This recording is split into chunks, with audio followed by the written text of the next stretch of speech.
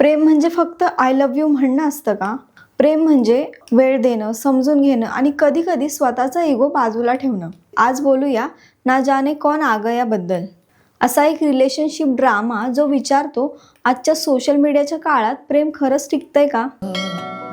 They get married. इश्क है ये हम जानते हैं। एक मोमेंट तो प्राइवेट रहने दो.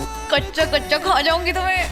ना जाने कौन आ गया ही कथा याच आधुनिक नात्यांच्या वास्तवाकडे पाहण्याचा प्रयत्न करते.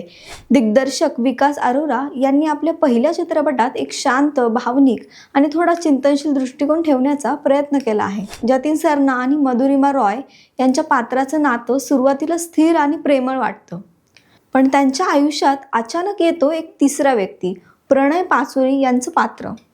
या नवीन व्यक्तीच्या आगमनामुळे त्यांच्या नात्यात शंका, असुरक्षितता आणि भावनिक अंतर निर्माण होऊ लागतं.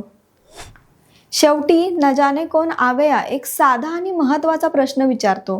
प्रेम म्हणजे फक्त एकत्र राहणं असतं का, की एकमेकांना खरोखर समजून घेणं?